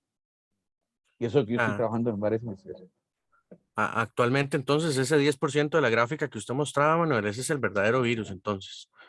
Correcto, correcto, correcto. O sea, a ver, lo que está gastando en estos momentos, digamos, las, no sé, ese montón de ricos en Europa, ¿no? Que son los que, por ejemplo, pueden venir incluso aquí a disfrutar la naturaleza a Costa Rica, ¿no? Se vienen aquí a corredores biológicos, a ver aves y eso, gastando ese montón de plata viajando en avión, ¿verdad? Etcétera, y que pueden venir y consumir ese montón de cosas, etcétera, son los que están generando que, vamos a ver, va a sonar feo lo que voy a decir, pero dígame, ¿cuándo alguien que gane $3 al día, ¿verdad? Va a poder andar viajando por el mundo viendo cosas exóticas en naturaleza y eso? No, son personas con muy alto nivel adquisitivo, por ejemplo, generan la contaminación que genera despegar un avión, ¿ok? Para poner un ejemplo muy gráfico.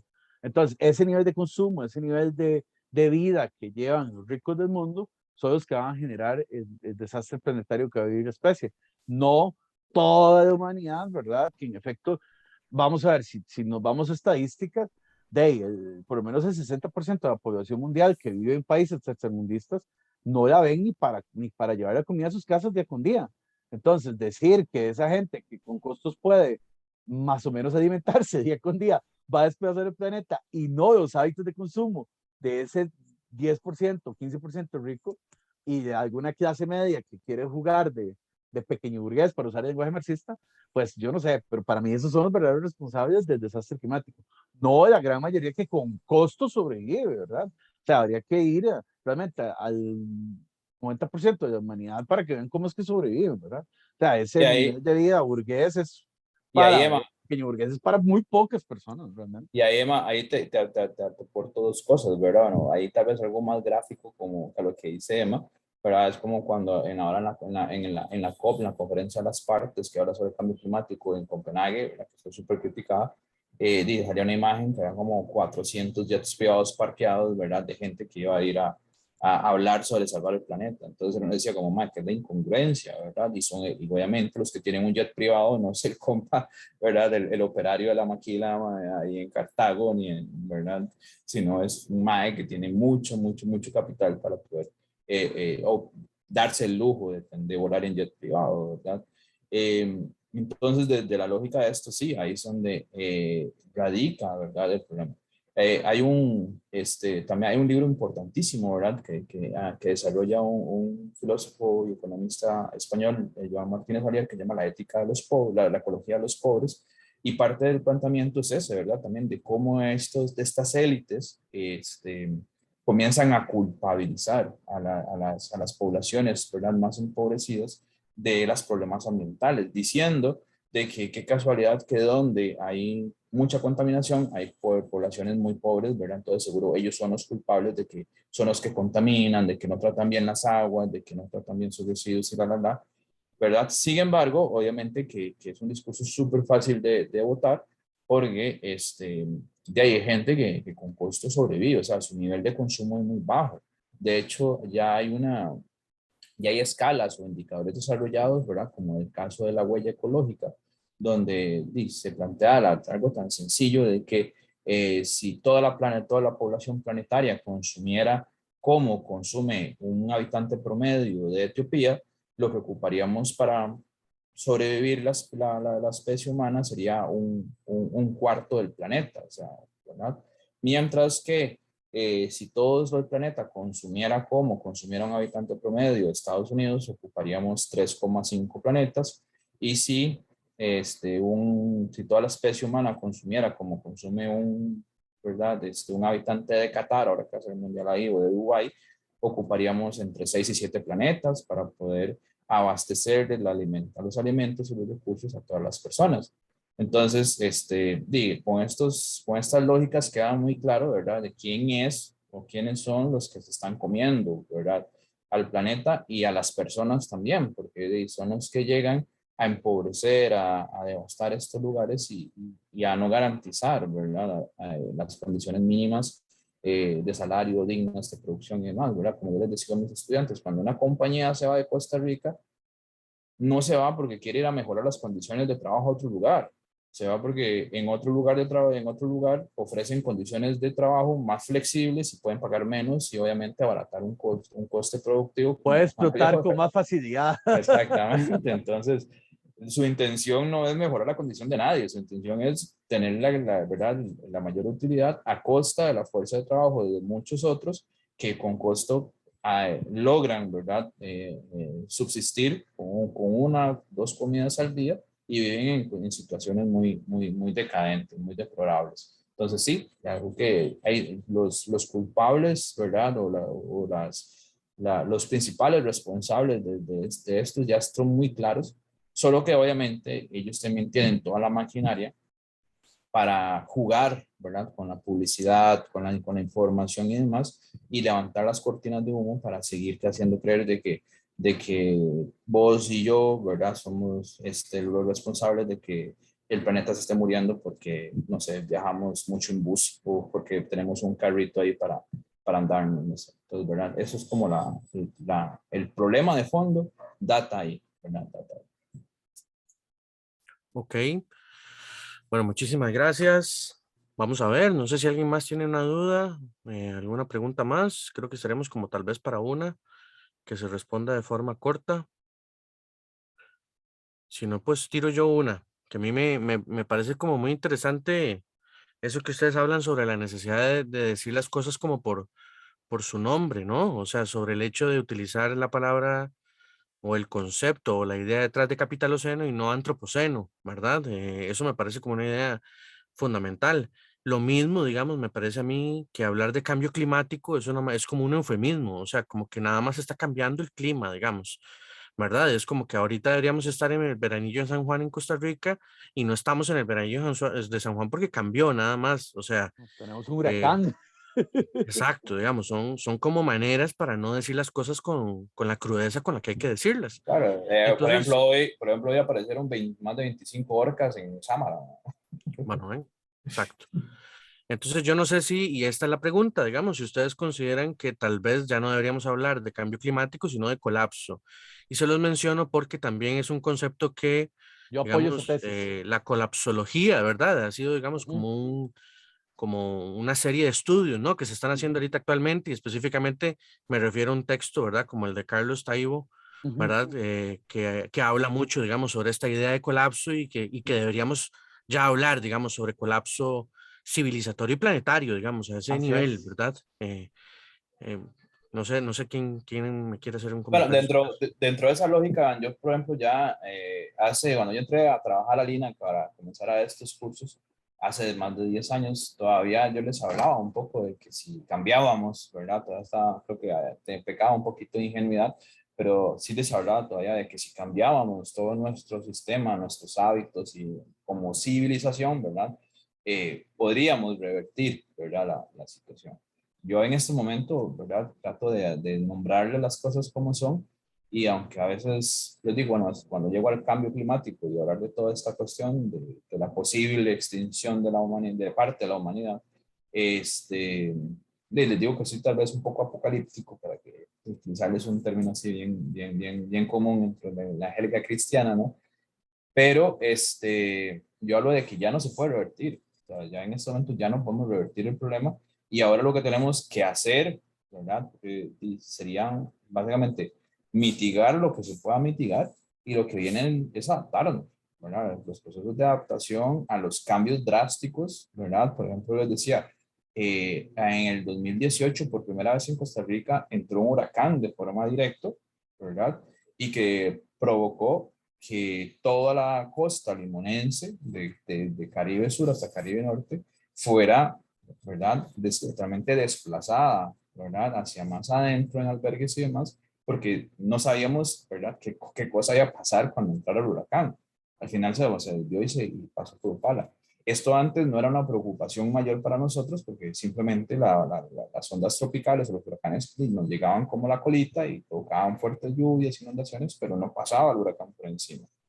Ahora, ¿verdad? Y ya lo estamos viendo, ¿verdad? Ya el viernes se pronostica que va a entrar un huracán categoría 1 en julio, o sea, ni siquiera estamos en temporada de huracanes y ya vamos a tener, y que ya va a entrar a territorio costarricense, probablemente más que todo en la zona norte, y que existe una gran probabilidad de que los limonenses en algún momento vivamos la entrada de huracanes. Por lo tanto, les digo, man, lo que tenemos que hacer es adaptarnos, a ver qué carajos hacemos para que cuando venga un huracán, cómo sobrevivimos a eso, porque antes no era una preocupación, ahora tiene que ser una preocupación. ¿Por qué? Porque ya lo que queda es la adaptación.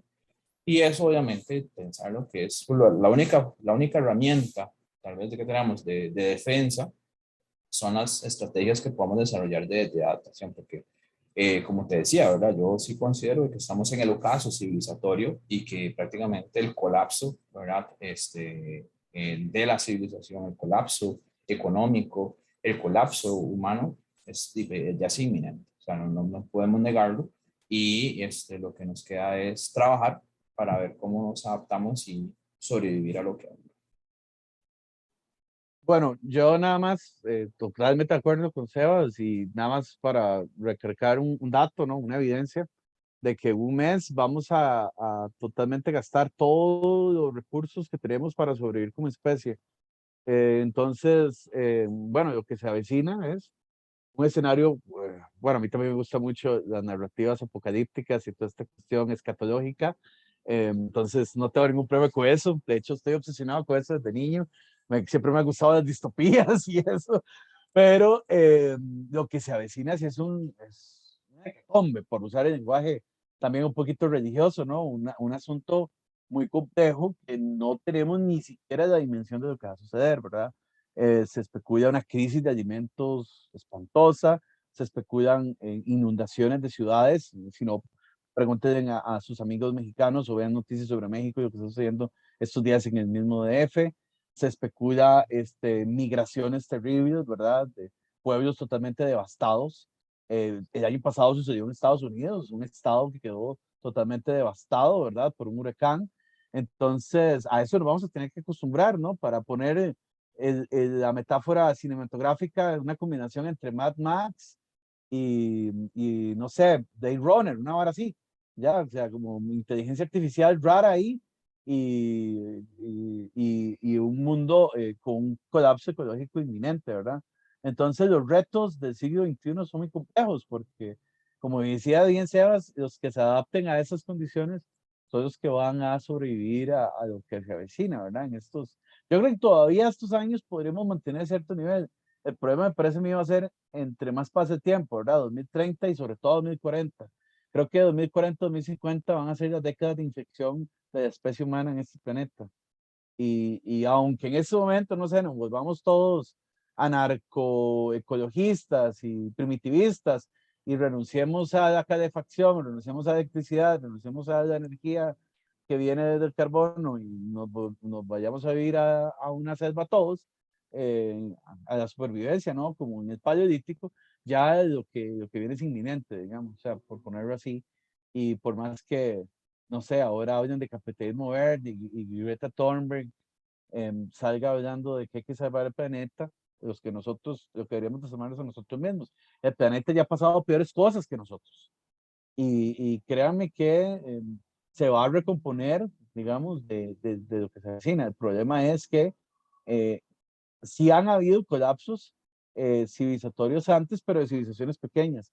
Ahorita estamos hablando de que toda especie humana está en peligro, toda. Es decir, no es un pequeño pueblo, ¿verdad? Que después se puede rearmar, no, es que el modo de vida que adquirió el Homo sapiens desde la revolución neolítica es el que se va a ir al carajo. Y eso es lo que nos va a costar entender, ¿verdad? Ya no podemos vivir en grandes espacios sedentarios, ¿verdad? Sino que vamos a regresar a una suerte de mundo prehistórico donde tendremos que acostumbrarnos a otra forma de convivencia social. Y eso es lo que tal vez se debería de priorizar, ¿no? De priorizar. Cómo adaptarnos al medio que se avecina en estas décadas. Y eso es lo que yo creo que nadie está diciendo. La gente todavía cree que la narrativa apocalíptica del cambio climático va a ser sanada, ya sea por algún payaso como Elon Musk o por alguna suerte de intervención sobrenatural, ¿verdad? Como decía Heidegger, de manera de broma, metáfora, solo un Dios puede salvarnos, pero el O por medio asunto de es la muy tecnología. denso. O por medio de tecnología, o Oh, lo que decía Stephen Hawking, ¿verdad? De que él soñaba con que la especie humana dejara la Tierra, ¿verdad? Y colonizara el espacio, que es el sueño de la élite, ¿no? Vean a Elon Musk, ¿no? Que está obsesionado con llevar a los ricos y salvarlos del colapso. O sea, a mí esto no es que yo sea conspiranoico, pero esa idea de desarrollo espacial no es por el amor a la ciencia, o sea, no es por el amor a la exploración espacial, uy, somos ciudadanos del universo, no, amigos, eso lo hacen para salvar a los ricos y a los plutócratas, ¿no? Del colapso. Por eso a mí incluso me gusta más el capitaloceno, plutoceno. De hecho, es una categoría que tal vez luego pueda desarrollar más, porque realmente el problema es lo hacen este 10%, que son los que, si logran hacer las naves espaciales, si logran encontrar los medios para alargarse de aquí, son los que se van a salvar. Los demás, sálvese quien pueda, ¿verdad? Porque desgraciadamente, así ha funcionado las jerarquías humanas desde el neolítico, ¿verdad? A eso había que rastrear más antropológicamente, porque es que somos tan desiguales como especie. Es un tema fascinante, ¿no? Son dedicados los sociólogos y antropólogos, pero sí, el asunto es muy denso y yo creo que, como dice Iván, hay que ver las cosas como son, hay que dejar los eufemismos y yo sé que a la gente le da miedo a la muerte, ¿no? Es un instinto de supervivencia, ¿no? Lo hablaba Freud, es el instinto ahí de supervivencia básica, ¿no? Que tenemos como especie y lo han hablado los antropólogos y los filósofos, lo hablaba Spinoza con su conatus y lo hablaba de Schopenhauer con su Lebenswelt o voluntad de vivir, pero pues no, o sea, el asunto es denso, o sea, como especie vamos a enfrentar tal vez el mayor reto que hemos enfrentado desde todos los cambios climáticos que ha afrontado el ser humano. Lo que pasa es que es muy diferente vivir como vivíamos en el Paleolítico, ¿verdad? Que nos podíamos meter 6 meses a una cueva a escondernos del frío, ¿verdad? A como vivimos actualmente, ¿verdad? Que ninguna calefacción nos va a curar o nos va a quitar el calor insoportable que va a ser en el mundo en 20 años. Es decir, vamos a morir la mayoría de infartos, ¿no? Yo seguro en eso me voy, porque no puedo con el calor, porque en efecto no van a haber las condiciones para que el cuerpo se mantenga estable en este planeta. Entonces, eso es lo peligroso, ¿verdad? Que ya no podemos recurrir a los mecanismos que teníamos en el Paleolítico, ¿verdad? Que éramos muy pocos, además, no llegábamos ni a 5.000 o a 10.000 en todo el planeta, ahora que somos casi, y creo que vamos a ser en el 2025, casi 8.000 millones de personas acá. Y ojo, el problema no es la sobrepoblación. Ya vimos que el problema no es la sobrepoblación, el problema es económico y político. Y como decía mi Porque amiga bióloga Lunes, somos nosotros los que vamos a ser responsables de lo que va a pasar. Es decir, el modo de producción, no de totalidad de los humanos, sino de incapacidad de poder organizarnos políticamente de manera distinta para cambiar el estado de cosas.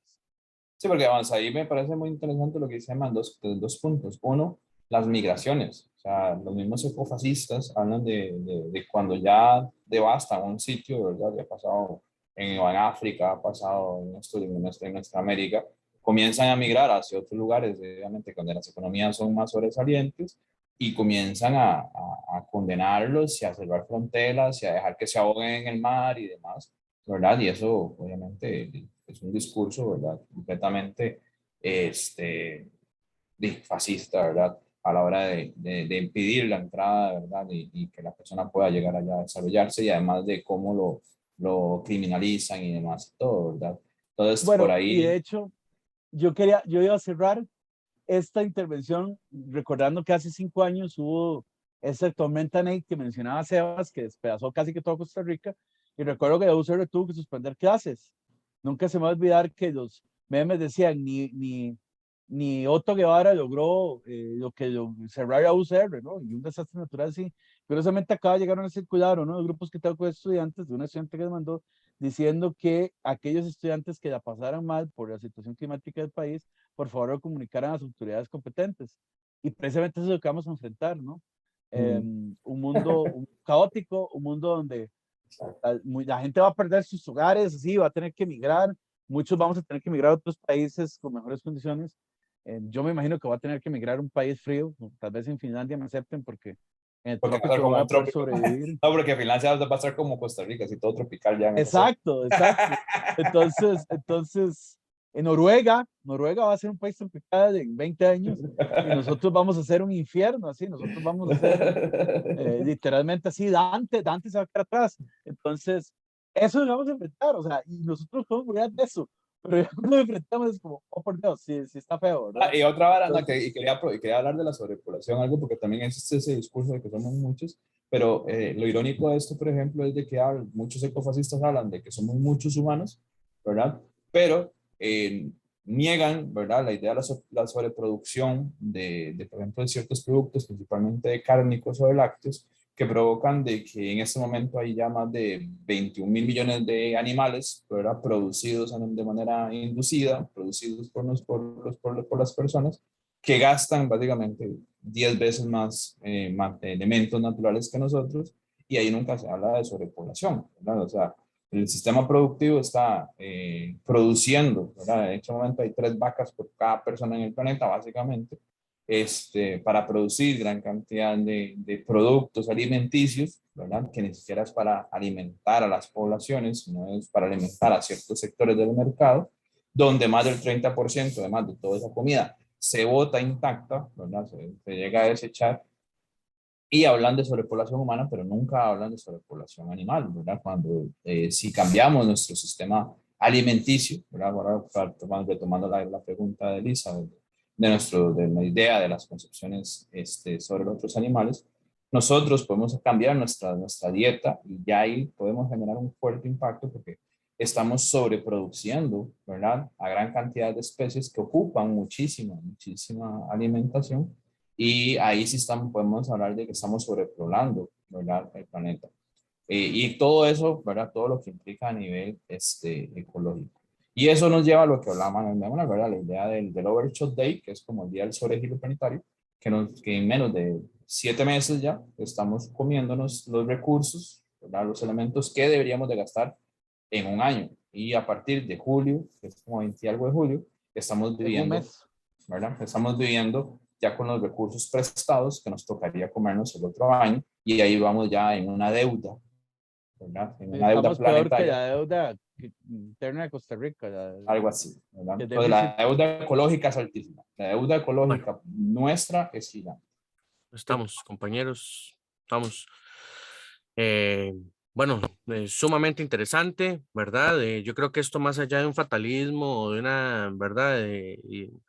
Este, de un cierre, digamos, negativo, ¿no? Sobre el tema, creo que es como también pensar en la desensibilización que tenemos frente a estos temas, ¿no? Estamos como ya desde hace muchos años tan acostumbrados y acostumbradas a esta situación que qué bueno, digamos, que haya una reflexión de ese tipo con la crudeza, digamos, con lo que es el tema, digamos, ¿sí? Entonces, no me queda más que agradecerles muchísimo a los compañeros invitados, al profesor Sebastián, al profesor Emanuel, agradecerles de parte de la Comisión de Gestión Ambiental de la sede interuniversitaria de La Juela, y lo mismo de parte de la Escuela de Estudios Generales de la sede interuniversitaria de La Juela. Y eso sería, ojalá puedan seguir como más en general las actividades, ¿verdad? Que se van a seguir haciendo en relación a estos temas y otros. Muchísimas gracias y estamos entonces por ahí. Muchas Bueno, muchas gracias, compañeros, gracias. compañeras. Saludos.